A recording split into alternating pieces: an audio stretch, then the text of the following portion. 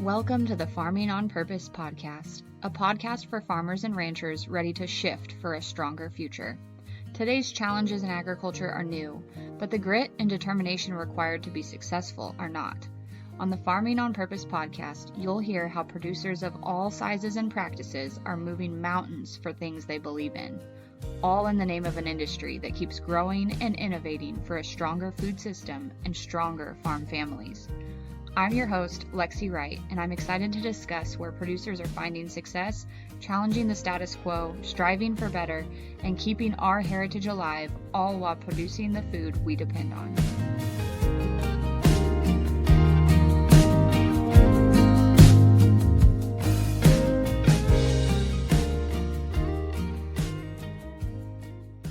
Welcome back to Farming on Purpose. Today I have Derek Penrod with me. Derek owns a first-generation farm in Idaho, primarily raising alfalfa and a small herd of Scottish Highlander cattle.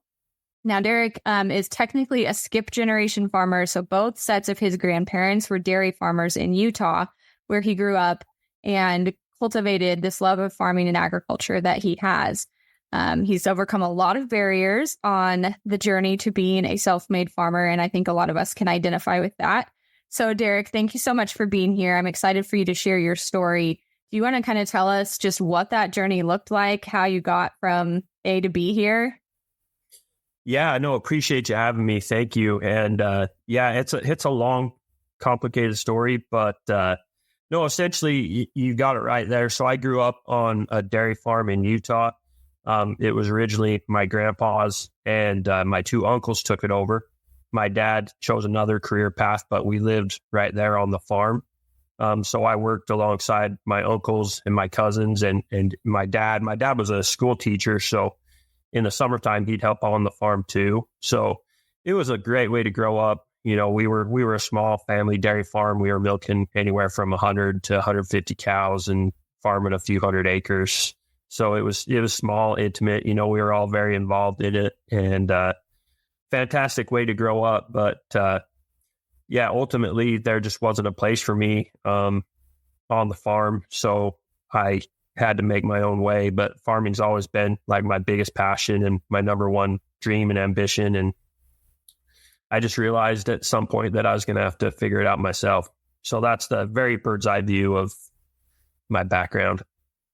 Yeah, so dairy farming, not nearly as common here in the Midwest as where you guys are, or in Utah where you grew up. What is that, like a pretty average sized herd there? I know dairy farming has changed a lot in the last couple decades from there being, you know, different sizes of dairies. What is, are they still in operation, or kind of tell us more about that situation? Yeah, good question. So even for Utah, dairy farming is kind of going away. There's not too many dairy farms anymore. For example, when I was a kid, there was 8 dairy farms in our small town. Now there's 2, one of which my uncles. So they're still in operation, but I'd imagine they'll retire here in the next 5 years and then just farm the land. But so anyways, yeah, but as far as herd size, it's very small. Even for back when I was younger, not so much, but you know, most of the dairy farms in Utah now are up in the thousands of cows, and the small family dairy farm is going away out here in the West for sure. Yeah, it kind of seems like everywhere that pressure to get bigger in dairy is definitely there. So you don't do dairy now on your own operation. What inspired you to get into the type of agriculture that you're in? So I'm essentially doing a lot of the same stuff as I did when I grew up. So we grew, my uncles were excellent farmers, still are, and they taught me a lot. So I primarily grow alfalfa, which is one of the main, you know, crops that you feed dairy cows. So I still do a lot of that. And I enjoyed the dairy farm, but dairy farm is a lot of work. You're married to the cows. You can't leave. And especially a small family operation like that, it's hard to go on vacation. Because we were up at 4 a.m. to milk, and then, we'd milk again at, 3, 4 in the afternoon. And, you can't take a break from it. It has to be done. So that lifestyle didn't really appeal to me. I want to have experiences with my family and be able to do things. And so I wanted to be able to, run a farm that would allow me to still, be a dad and do those fun things, yet still give my kids the opportunity to at least somewhat. I don't want them to have to work like I did necessarily, but I want them to have that work ethic and know what it's like, Absolutely. My husband, when we were a young married couple, was in feed yards, and it's very similar where there's no days off. Those cattle are getting fed and checked every day. And we took a step away from that for the exact same reasons, because it's just really hard to do anything with your family when that's your schedule. Yeah. So you do alfalfa, and then you have the Scottish Highlander herd. Any reason in particular for that breed, or what got you started on those? Well, good question. I actually surprised my wife with those. She ran into the Scottish Highlanders. I don't even remember where, social media somewhere, and she's like, "Oh, these are cute." And I thought they were really cool. They're beautiful creatures, and they have good temperament. They're not picky about what they eat.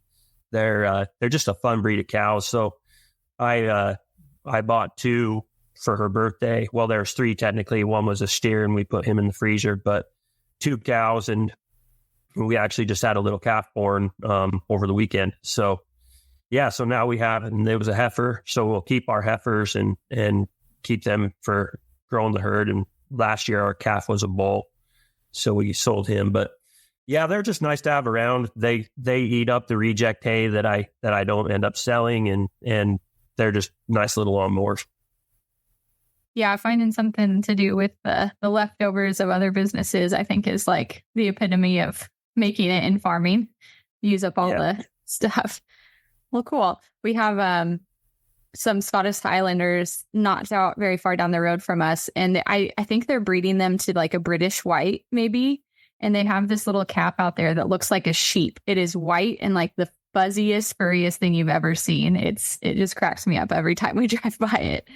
Well, the calves especially, they're adorable. They're so fun. Yeah, it depends on the day. Some days I wonder, why the heck did I get back into the cows? I swear I'd never have cows growing up on a dairy farm, but here we are. Wives will do that to you. Yeah. How about how long have you been kind of from the point where you made that first endeavor? You started picking up hay ground, started buying equipment. What did that kind of growing process of your own operation look like, and how long has it been since you started? Yeah, so that kind of goes back, like 2018-ish. I started looking. So I mentioned both sides of my family were dairy farmers, and we were actually all in the same town down there in Utah, on both sides. But my mom's side, they sold their farm down there, and they bought a farm in Idaho, and I was trying to buy part of that farm from my grandma, and it didn't really, and it kind of fell out. It didn't work. So then I started looking around here where we live. I moved to Idaho for work about 10 years ago. And anyway, so I started looking around here and found the ground, and went through the FSA, loan process. And there were several farms we looked at, but ended up buying the farm we have now in 2020. So we've been in operation. This is our 5th year on the operation. Cool. And you sell alfalfa there to local folks. I know the hay business there is like very different than it is here. So how's that work for you guys? Yeah. So, most of my hay, I market on Facebook Marketplace. The majority. Hay prices, 2022, we had a fantastic year. Hay was super high. We did really well. This year, hay is about literally half what it was that year. So it's a struggle. And not only is hay prices down, but it's just not moving either. Like last year, prices were low, but I felt like the hay was moving. This year, it's been a struggle even getting it out of the yard. So, a lot of people sell their hay through brokers for like the local dairy farms. Idaho is a big dairy state, over in the central part of the state, especially. So a lot of the guys market their hay to those guys in feed yards and stuff. But where I'm a little bit smaller, I feel like I can be more nimble. Plus, I put up a 3x3 big square bale, where most of the guys around here put up 3x4s or 4x4s. And I feel that kind of gives me a niche market, because these smaller bales, they're about 800 pounds compared to 2,000 pounds of the others bales. And their flakes are smaller. They're a lot easier to manage. You can pitchfork them off. And these people with horses that have small little tractors, they can pick them up. So I feel like I've got like a nice little niche market, and marketing on Facebook has been, on marketplaces, been huge for me. And now that I've been in business about 5 years, I've got quite a few repeat customers that just keep coming back too. That's great. When you can find a niche like that, and a easy marketing method like that is awesome. I do quite a bit with social media marketing. Is Facebook Marketplace been a different game the last couple of years for you? As compared to like around COVID time? Mm-hmm. No, it's been fairly consistent. You know, I've tried this year. I've tried to use my like Instagram page to try to promote hay a little bit more, that I haven't done in the past. I haven't really seen too much traction from that. So I don't know, maybe we should have a talk offline about some pointers. I'm not the best at marketing by any means, but yeah, just kind of the standard, you know, I haven't paid for ads or anything like that. Just normal Facebook Marketplace. Yeah. It's, we've seen a huge uptick in scams here, like an unbelievable number of ones that are just hard to spot because they look so real, especially in the horse market, which I'm assuming if you're dealing with forced hay buyers, will at some point trickle down to you. Hopefully not, though, because, man, it is scary to see some of the things that they can do on Facebook Marketplace to scam you. But do you have any trouble with stuff like that? You know, no. But it's funny you mentioned that. Hay-wise, I've never seen that, but I've heard of that happening a lot with cattle. Like the Scottish Highlanders, for example. People will like list Scottish Highlanders, and basically they'll ask for deposits to hold them. And then so people send them a deposit and then they ghost them, you know, and I've heard of that happening a lot with more on the cattle and, you know, just animal side. Mm-hmm. But I haven't seen that in hay too much, but, you know, I wouldn't really do a deposit anyway, you know? Yeah. Yeah. Well, that's good. Good deal. So as you guys have been growing the past you're probably coming up on 5 years then. You said 2020. So that's a good little chunk of time there you've been at it growing. What are some of the big highlights or big pitfalls that you were like, oh my gosh, if I could go back and tell myself now, I would have done that differently? Oh man. You know, it's one of those things. There's always things that you think about that you would do different, but you wouldn't trade the experience either. You know, like there's some things you just needed to learn at that time, and you move on. But, you know, probably some of the biggest decisions that I made is, there's a few things. So how kind of going back. So I sold my house at the time I was dating my now wife. And I sold my house, moved in with her, and I used the equity of my house to buy the farm initially. And then I was, you know, working the farm, and the farm was about 30, 40 minutes away from where we lived. And I was, you know, out here. I don't know how it is where you're at, but nothing grows out here in the West without irrigation. So night and morning, I was going out to irrigate, and my wife hardly saw me because I still am working a full-time job. So we decided I talked her into selling her house, and we bought a fifth wheel and moved out to the farm. So we lived in a camp trailer for 2 years. That first summer was absolutely crazy because we had no utilities. The only utility we had was power. We had twice a week. I had a 50-gallon barrel. I'd go over to the neighbors and fill with water and pump it into the trailer. We had our sewage hauled off. So, you know, it was pretty primitive. We basically camped for 6 months.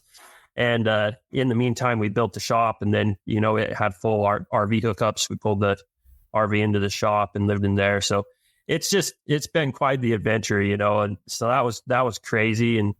But yeah, as far as like good decision, that was an excellent decision, just selling the house, using the equity and just moving to the farm. It really brought us closer together.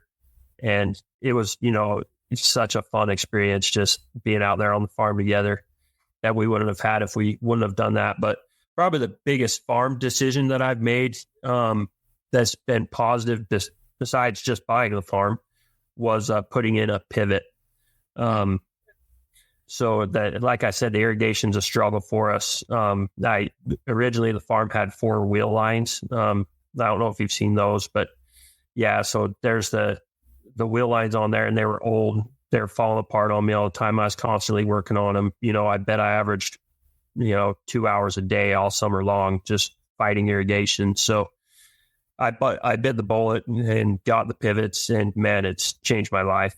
So it's given me a lot of time back. And with my job, I travel a lot, and it was just the only thing that really saved me was COVID, honestly, because the world shut down. I didn't have to travel for work that summer, and I was really able to focus on the farm. And then the next year I had the pivot installed. So yeah, that was a massive investment, but the best investment for sure. Yeah. Some of those ones like that are like a big thing, a big deal to your daily life, but also a big payment that you're like, oh man, hope this works out. You mentioned with COVID, you had more, like a little bit more freedom there to work on the farm. And I think that is a huge trend we're seeing with this next generation of farmers that are like either self-made as you are, or who are just trying to get back to the farm, that they're able to find work that is either remote or like a hybrid situation of some kind. And it's just making that like even a possibility, because when you're farming, you have to be at the farm. Like it's a time intensive, labor intensive situation. And that's just not an opportunity that really existed nearly as much before COVID. Is that, are you seeing that with anybody in your circle or any folks around you that have that opportunity?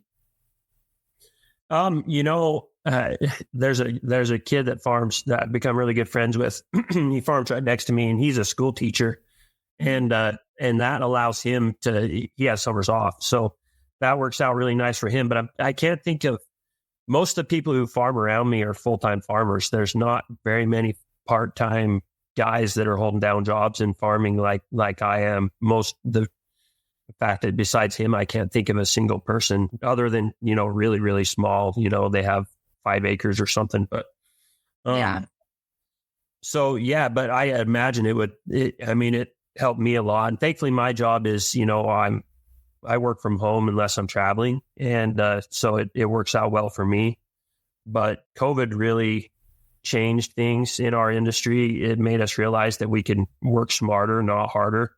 And we can do stuff like this. We can do Teams calls and Zoom calls and achieve the same amount as going out and seeing someone in person. I mean, there's still a lot of value in those face-to-face encounters that you don't get over virtually. But yeah, it's just, it changed our industry, and it really opened farming up for me dramatically, for sure. Yeah, definitely the same for us as well. Having at least some kind of work from home piece to the job it keeps us afloat, definitely. And I think it's interesting that you said that there's not a lot of part-time farmers or people who aren't doing it full-time in your area. Has that made it difficult for you to find community or get involved there, or maybe you prefer it that way? Everybody's a little different. How's that been? Yeah, it's good. I came from a small town. Everyone knew each other's business, and everyone knew who everyone was.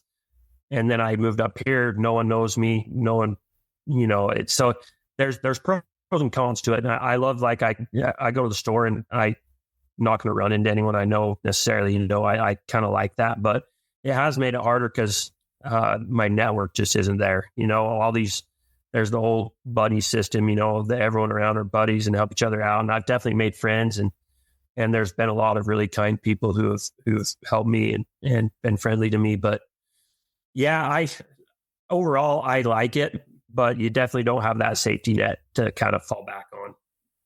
Yeah, definitely. I'm so glad you could join us today. You can support the mission of the Farming on Purpose podcast and be part of the tribe dedicated to building ag legacies at farmingonpurpose.com/shop. You'll find apparel, office supplies, stickers, planners, and more, all inspired by the people living out ag legacies every day. With you being working full-time and farming, how does that all fit in the day? Is that something that you struggle with, that has been something you've had to manage or change over time? How's that gone? Oh man, yeah, it just depends on the day. And that's what I love about agriculture is every day's different. It's one day you're irrigating, one day you're cutting one day you're, putting up hay, it's every day is a little bit different. But yeah, I mean, like a typical day is I just try to get up early, especially this time of year when it's so hot. And I just get up early. I go spend a few hours on the farm. Then I, get into my desk for the heat of the day and I'm pounding away on my work and then go back at night, but it's literal sun up to sundown and you're going all the time, especially in the summertime. But it's, yeah, I wouldn't say it's been a challenge. You just figure it out, like it's put one foot in front of the other and deal with it. Yeah, definitely. And you guys, you have a young family there. How does that work on your operation? Do they get involved? Do they enjoy being involved in the farm or driving equipment or anything like that? Yeah, so we just had our first kid in March. So he's 4 months old.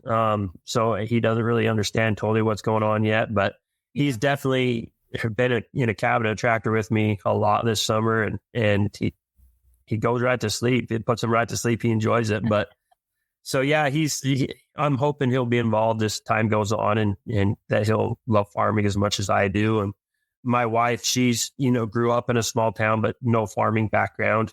So it's all new for her. And I get her in a tractor every now and again, and she'll come help me. If I'm in a bind, like for example, the other day I was putting a tarp on my hay, and the wind picked up, and I was having trouble holding it down. So I called her, and she ran over and helped me hold the tarp down while I got everything tight. Stuff like that, holding a bowl or just little things here and there. But I do definitely the lion's share of the farm. But she's been a massive help to me. She has a full-time job, works at the hospital, and then she has her own side hustles too. She did hair all the way through college to pay for her schooling, and she's an extremely hard worker, an excellent mom, and takes good care of us. And I mean, just to do what she's done to support my dream and to sell her comfortable house in town and move into a trailer without any utilities. I mean, there's not a lot of women who do that. And she's just been a gamer the entire time and supported me 100%. I like that you bring that up, because I do think that is something we see on the podcast a lot, is that it takes two people. It takes some kind of a partnership, whether that be a husband, wife, or brothers, or, whatever it is, that makes this farming like so much of an easier go versus trying to do it with just one person. And you mentioned when you were in your kind of primitive living situation that united you guys and brought you closer.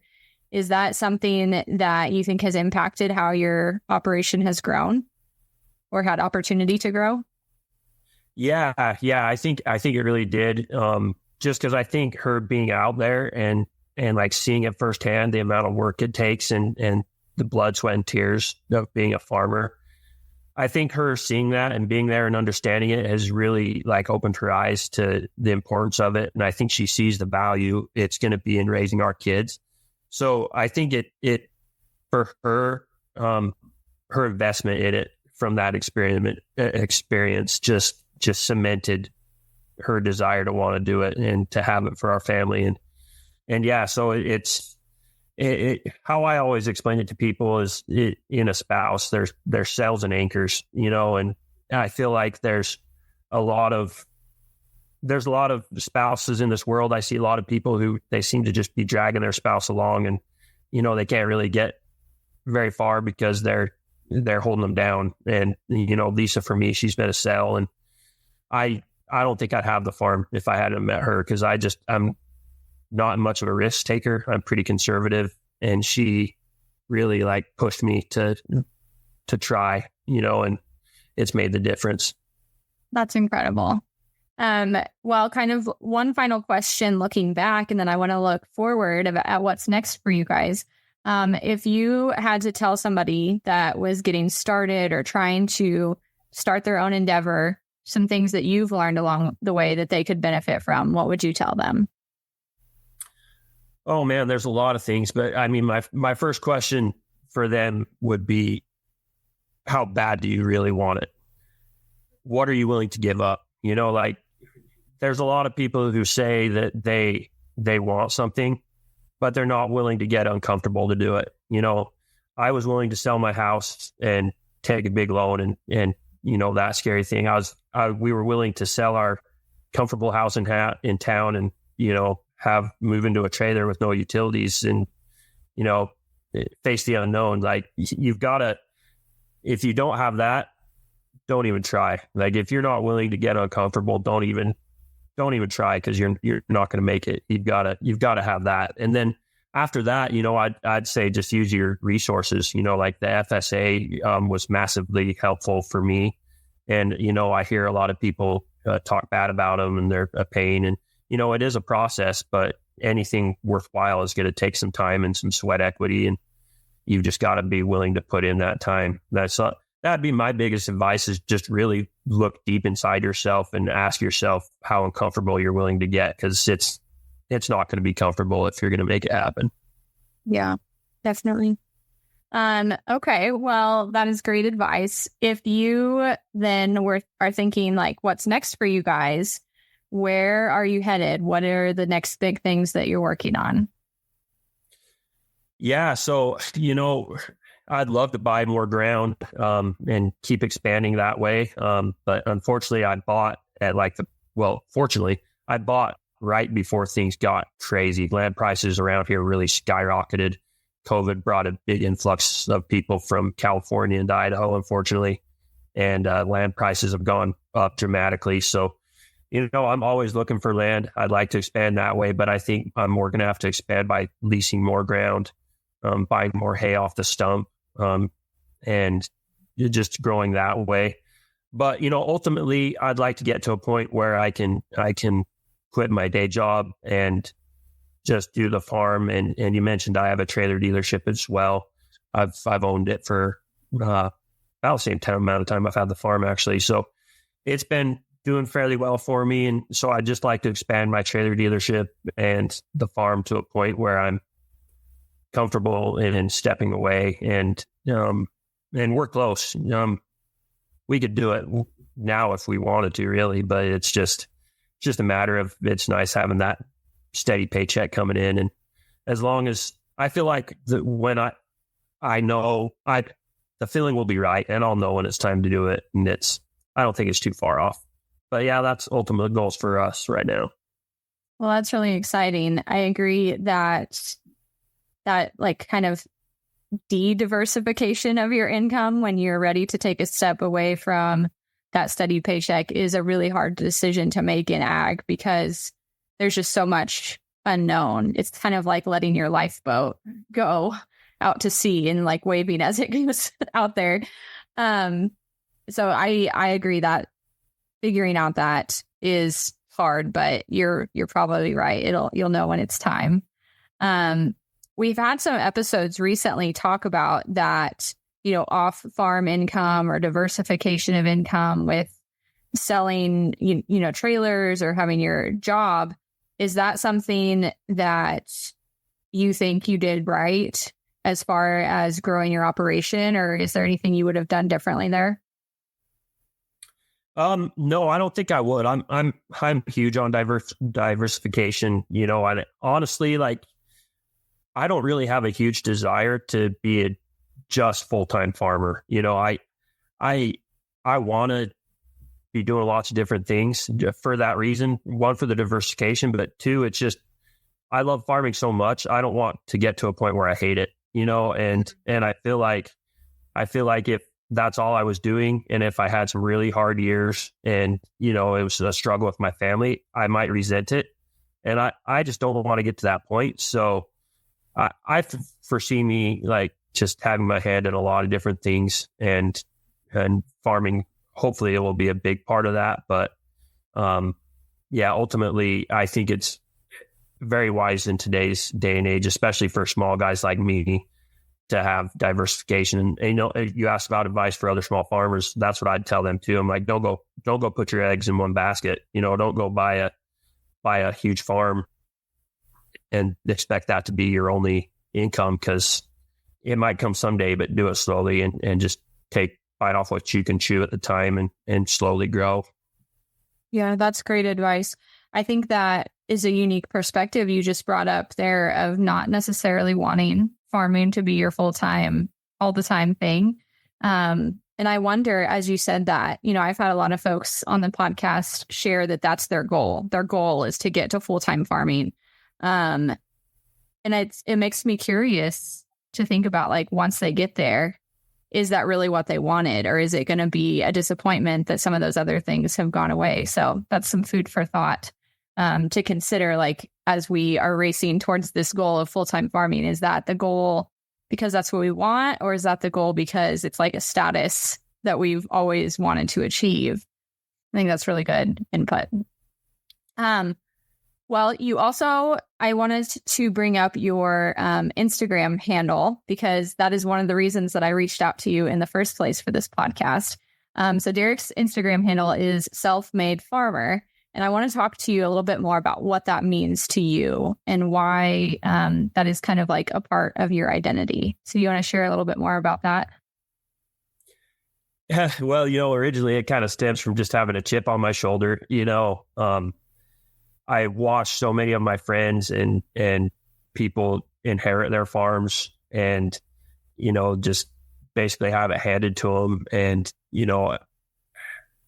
I was really bitter, for a time about it, because, my first word was tractor. Like I've loved farming as long as I can remember. It's all I've ever wanted to be.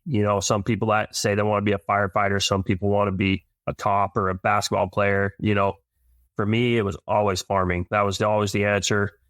And to watch some of these other people just, who frankly, some of them, I don't think love it near as much as me, just have it handed to them, it hurt, and I just really, I love my family's farm, and I feel like I had like pride of ownership there, even though I knew I was never going to, be a part of it in the end. And, I wanted that. And so I really have it as a chip in my shoulder that I did it myself and I figured it out. And so that's where Self-Made Farmer comes from. But also I need to have some humility and understand that it's not just me. My grandparents were both huge influences. My uncles taught me so much, and they're like dads to me. I talk to them all the time still, and they've been huge mentors for me. And just people in the community who've helped me. So when I say self-made farmer, I don't want it to come across as being arrogant and because I'm not, but I'm also fiercely proud of what I've accomplished, and it's a rare thing. There's not a lot of people who start a first generation farm from scratch these days. Absolutely. And I agree. I think both things can be true. You can be fiercely proud of what you've completed and created, and also thankful for the folks who have, contributed to that in their own ways. But yeah, it's yours. You built it, so you should be proud of it. That self-made concept is so important, I think, to the generation of farmers that are coming up, that a lot of them, like you said, they are realizing they're going to have to do it themselves. Like nobody's going to suddenly walk by with a chunk of land and ask them if they want to buy it at half price. It's going to have to be that blood, sweat, and tears, that how bad do you want it mentality that you mentioned earlier. Do you think it's worth it for all those farmers that are getting started right now? Do you think that they're going to appreciate this journey and get to those goals? Or I know it's kind of a complicated backhanded question, but there is so much in the industry right now that's like, get big or get out. Like you small guys don't even have a chance of competing. So don't even try. You're just wasting your time. What's your opinion on that as we see more people getting started on this path? Well, I 100% think it's worth it, looking back for me personally, because for me, it was something I had to try. My life wouldn't, I don't feel like I would have had a fulfilled life. I would always look back at my life with question marks if I didn't try, and so, like I said earlier, like, how bad do you want it? If those people who are wanting to get into it, if they look at themselves honestly, and if they say, I have to try or I'll never be satisfied with my life, then yeah, 100%, like, it's been worth it for me. It's buying the farm is probably the best, not only personal, but financial decision, best decision for my family. Like, it's really opened up a quality of life that we wouldn't have had otherwise. And, I'd be, still living in town, in a suburb, and, with a small little closest thing to farming was firing up my 0-turn mower and going out and mowing the lawn. And that just doesn't do it for me. I had to try, and if they have that similar mindset, then 100%, it's worth it, but it's not going to be easy either. Yeah. I recently had someone tell me that, not everybody's like you. And I was like kind of confused by that statement because I didn't understand. They're like, not everybody wants to be out there doing the farm stuff. And I'm like, I cannot imagine it any other way. Like, I would be so disappointed if this was not where we were at and we hadn't made this jump to get here. And it's kind of weird for me to think about that, like, that not everybody wants it that bad. Not everybody is not okay with not having like that farming stuff in their life. And it's just kind of a unique perspective. So I think that's good that you bring up, you have to be really honest with yourself of how bad do you want it. And if it's something that you can't get away from, then you got to try at least. When my husband and I made the jump and expanded here, that was our thing. We were like, well, we're going to at least try. If it doesn't work out, we'll sell out and move to town, and, yeah, that'll be sad, but life will go on. At least this way we've tried and found out if it's possible or not. So. Yeah, I think it goes back to one of my favorite quotes, and I can't quote it exactly, but it's Theodore Teddy Roosevelt, the man in the arena, face marred by blood, sweat, and tears. And, the credit belongs to the man in the arena who actually tried. And I think that's true for this too. You're always going to have critics. You're always going to have people who point out where you stumble. But like he said in the quote, there's the cold and timid souls who know neither victory nor defeat, and I never wanted to be that person. I wanted to be the person who was in the arena who actually tried, and it's worked out well for us, and sounds like for you as well. Absolutely. Well, I appreciate you sharing your story and your journey with us today. I think everybody can get some really good nuggets from your journey to apply to their own lives. If folks want to learn more about you, follow along with your journey, or seek you out for hay that they can buy, where can they follow up with you? Yeah, so I'm mainly on Instagram. That's by far where I am at the most. So it's at self-made farmer, and that's self_made_farmer. I also have a YouTube channel, Self-Made Farmer. I'm terrible at it, so don't judge me. And yeah, I need to do better there. I'm not the best at social media and marketing myself, so maybe that's where I can learn from you. But yeah, so that's where you can find me. Message me on Instagram, and follow along on our journey. And it's I'll try to do better with better content for sure.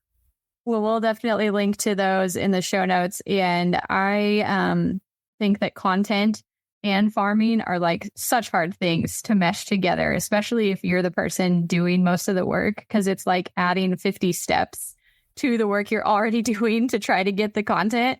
So I haven't figured that part out quite yet either. So I'm right there with you. But thank you so much for being on the show today, and we will see everybody next week.